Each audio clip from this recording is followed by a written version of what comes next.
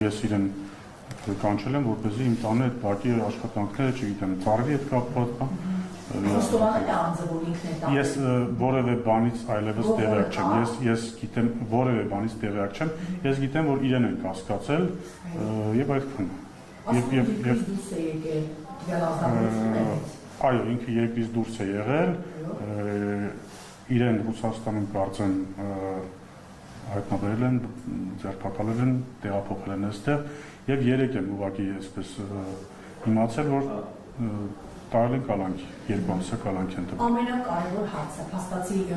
եւս մեկ անգամ կհիշեցնեք, որպես ներառություններ, ինչ էին տարել ձեր բնականին եւ ամենակարևորը։ Ես արդեն դա ասել եմ։ Բայց գողոնը հայտնաբերել։ Ես չգիտեմ, ես նորից եմ ասում, ես անգամ չգիտեմ, հիմա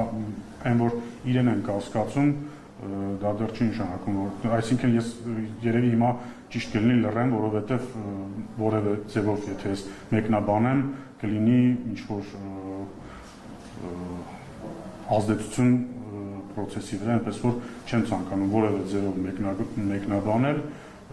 հիմա պրոցեսը գնում է, տեսնենք ինչ կլինի։ Պարոն Հակոբյան, օրերս մամուլը գրել է, որ դուք հատուցել եք պետհամարանիշների նկատմամբ եւ շատ բաներ եք տարել, որ 21-ից հետո պատգամավորներին այլևս պատգամավորական այդ հայտնի համարանիշներով, սերիաներով չկա, այլևս չի տրամադրվում եւ ասում եմ վերջինս դուք ձեր երթանկարժեք մեքենայի այնպիսի համարանիշներ էր, որի տարերը ձեր անուն ազգանվանը համապատասխան։ Դուք կարող եք նայել իմ հայտարարագիրը, տեսնել ինչ մեքենա է իմ մեքենան, ինչ պետհամարանիշներ են վրան։ Դուք բացեք իմ հայտարարագիրը, այնտեղ գրված է։ Հիմա գրված է 101 հայտարարագրում։ Խնդրում եմ, սխալվում եք, դուք նայեք, բացեք հայտարարագիրը, նայեք ինչ մեքենա ունեմ ես, իմ սեփական մեքենան։ Իսկ սա ձեր մեքենա չի, ես ունեմ Volvo Magnus-ի մեքենա, իմ սեփականը, ինչի որի համարները բացեք ինքներդ նայեք։ Դե ասում եմ, ես ասում եմ հաստատում եք 101-04 մեքենան, դա եթե այդ լրատվամիջոցը, որ դա գրել էր կամ չգիտեմ լրատվամիջոցները գրել թե ոչ, դա չի կարող լինել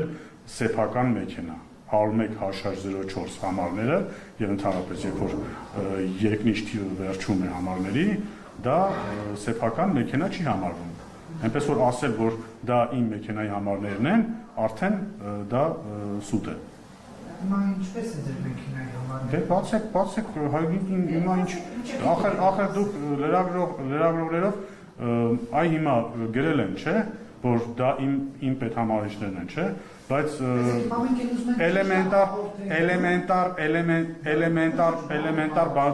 փոքր բան չեմ առաջացնում, էլեմենտար բան գոյություն ունի, 101-04 համարները չեն կարող լինել սեփական մեքենայի վրա։ Հիմա ասեք ձեր սեփական մեքենայի վրա ինչ համարները, որ այս խառնաշփոթը համարվում։ Ես անկեղծ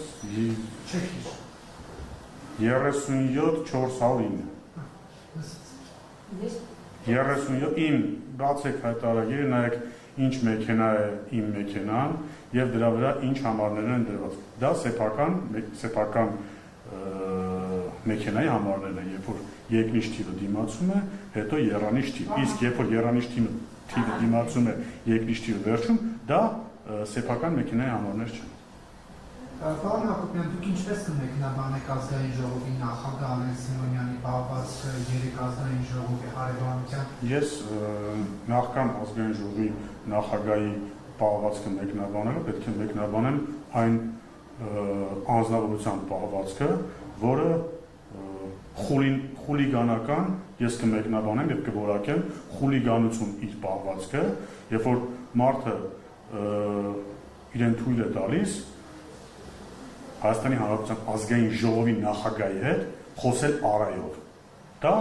առնվազն խուլիգանություն է, դա երբևէ որևէ մեկը թող չհամարի խոսքի ազատություն, որովհետև խոսքի ազատությունը պետք չէ շփոթել խուլիգանության հետ։ Եվ եթե իրենց կարծում է, որ օրինակ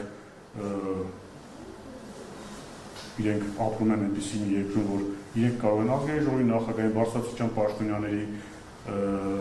հետ խոսելիս օգտագործեն արա եզրույթը եւ մնան անպատասխան, առնվազն սխալվում են։ Իհարկե հիմա դրանց համար իրենց ծնոտին չեն ստանում, իհարկե հիմա այդպիսի արարքի համար, արայով խոսելու համար զուգարանում ախրանիկները ծեծելով չեն սպանում, բայց դա չի նշանակում, որ պետք է դրան ընդհանրապես պատասխան չլինի։ Պատասխանը կլինի այնպես ինչպես սեռական բնույթի հայրիկ ինքը հնչեցեց այն բանից հետո, երբ որ Ալեն Սիմոնյանը նրան պատասխանեց իր արա ասածին։ Ինքը բաներություն կներեք, էլի եմ ասում, ինչ պետք է Արամ պապատը ասելու փոխարեն իր թիկնապահներին հրահանգեր տանեին զուգարանում գլուխը պատերին տալով, բռունցքով սպանեին, թե մի հատ ծնոտին խփեին, թե մի հատ ինչպես երջանկահիշատակ Սեյրան Օհանյանը կարծեմ ասեց, բա Արամ Մանուկյան, Սերժ Սարգսյանին հայում ես, մի հատ, ինչպես? Սեյրան Սարոյանի, ներողություն, Սեյրան Սարոյանը, որ ազգային ժողովի անդոնից ասում էր, որ բա Արամ Մանուկյան, ուզում ես Սերժ Սարգսյանին հայես մի հատ ապտակել չուտես, թե պետք է այդպես գործել Ալեն Սիմոնյանը, որ այսօր էլ ասեր, բա ուզում եմ հետ արայով խոսեմ, մի հատ ծնոտին էլ չուտես։ Ոչ։ Պետք է իրավապահներին ընդհանրապես դիմել, ոչ իրավապահներին կարծեմ արդեն հետագա հայյանքի համար, որը երևի թե ինչքան գիտեմ, եթե չեմ սխալվում, որակվել է որպես խուլիգանություն, արդեն դիմել է իրավապահներին, բայց արայի համար դիմել իրավապահներին։ Չէ, հայյանքի համար։ Դե հա, ես որքան գիտեմ, էլ եմ ասում, իրավապահներին դիմել են արդեն հայյանքի համար, որը երևի խուլիգանություն է, բայց արայի համար ասել Արա ազգային ժողովի նախագահին եւ մնալ անպատասխան։ Շատ լավ, պարոն Հակոբյան, կներեք, ֆիքսեցին, որ եկել են, ինչպես քպականներն են ասում, սադրել են, վիրավորել են ազգային ժողովի նախագահին, սեռական բնույթի հայյանք են հնչեցրել եւ դրա համար պետք է այդ անձը օրինակ պատասխան տա, շատ լավ։ Ինչի համար պատասխան տա։ Իր պահվածքի։ Հայյանքի եւ խուլիգանության համար։ Հայյանքի եւ խուլիգանության համար։ Եվ հիմա ազգային ժողովի նախագահ Ալեն Սիմոնյանը պետք է նաև ինքն էլ իր կողմից հնչեցրած հայյանքի համար պատասխան տա։ Ես անկեղծ այդ տեսանյութը նայել եմ եւ այնտեղ չեմ լսել, որ ազգային ժողովի նախագահը հայ, բայց ազգային ժողովի նախագահը մի քանի անգամ իր տարբեր իրավիճակներում հայտնված պահվածքի համար ներողություն խնդրել։ Այնպես որ եթե ուրեմն